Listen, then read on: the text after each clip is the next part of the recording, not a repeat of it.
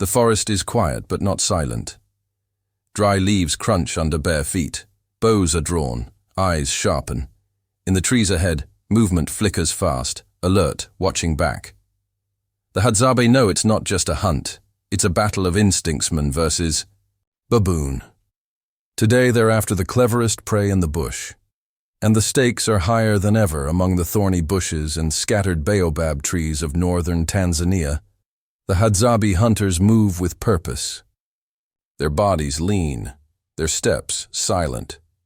They are hunting baboons, clever, quick, and dangerous monkeys that fight back when cornered.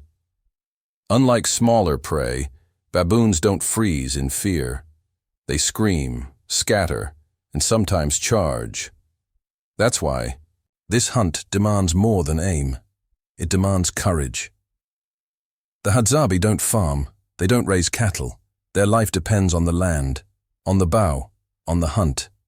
They've lived like this for thousands of years unchanged. Every day is a search for food, for survival, and hunting baboons is part of that harsh rhythm. Before sunrise, men gather quietly near the camp's edge. There's no speech, just focus. They check their arrows made of sharpened metal or bone tips, tied with sinew. Each arrow is tested by hand, fingers gliding down the shaft, feeling for bends or cracks. A weak arrow could fail them at a critical moment. Out here, that can mean going hungry or worse. Today, a small group prepares for a long walk. Baboons don't stay near humans. They know danger. The hunters follow signs dung, footprints, broken branches high up in trees. Baboons travel, in troops, sometimes 50 or more. Finding them means hours of tracking in the dry, hot bush, reading the land like a book written in dust. Suddenly, a shout. One hunter spots movement in the canopy, a troop of baboons resting in the upper branches. Their sharp eyes catch the hunters. Instantly, some bark in warning, others start to flee. The chase begins. Arrows are not fired wildly. Each shot must count. Baboons are fast and smart. They don't just run, they vanish. The Hadzabe break into a run, weaving through trees, barefoot, dodging thorns and rocks. One hunter drops to a knee. He aims, releases. The arrow whistles. A hit but not fatal. The baboon screams and swings away. Another hunter moves in from the side, cutting off escape. They work like a team. No words, only gestures, reading each other's movements, shaped by years of shared hunts baboons fight when cornered. Their teeth are sharp, their arms strong. Getting close is dangerous. That's why the Hadzabe don't hunt alone for big prey like this. A wounded baboon can lash out. One hunter holds his spear ready, while the others surround the injured animal. It's not just hunting. It's survival against a wild animal that knows fear and fury. As the sun climbs higher, the hunters press on. Tension stays in the air. Every sound could be a fleeing baboon or a warning. Even after a successful shot, the work isn't over. Retrieving. The animal from high trees or rocky crevices takes strength and care. One misstep can lead to injury or losing the prize to another predator. For the Hadzabe, this isn't sport. It's life. Every arrow used, every step taken under the sun, is a piece of a greater rhythmete or go hungry, act or fall behind. The baboon is fierce, but the Hadzabe are patient.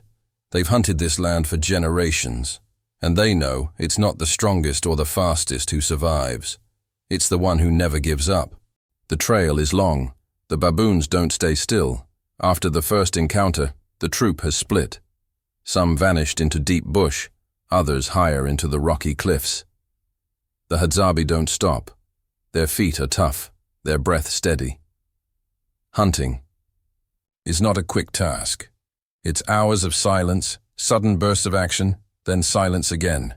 The land teaches patience. A second group of hunters circles from the other side.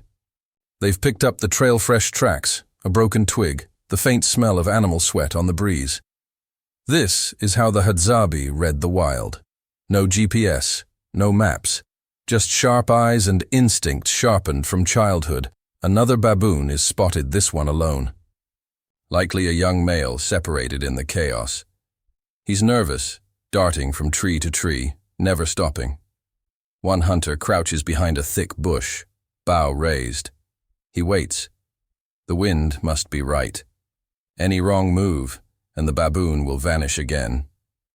Seconds. Stretch. The moment is tight. Then release. The arrow slices through the air, a hit. Clean. The baboon drops from a low branch. The hunters rush in, quick but careful. Even dying, a baboon can bite deep. One man grabs a stick, another moves in with his spear. The animal twitches, breath fading.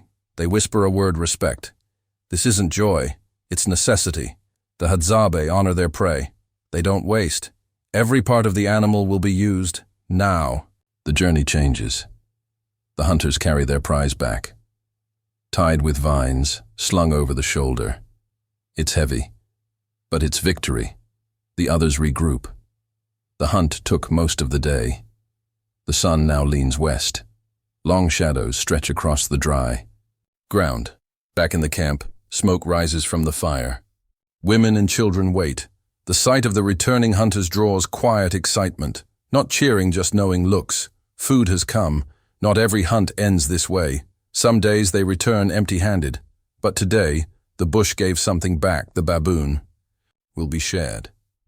Its meat roasted slowly, carefully. Its hide may be used for pouches, tools, or decoration.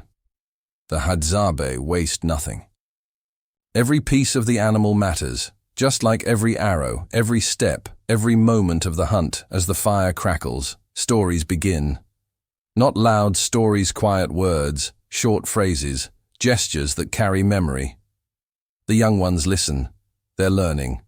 One day, they will hunt too. One day, it will be their feet in the dust, their arrows flying through trees, their turn to face the forest. Out here, life is not easy. It is not safe, but it is real.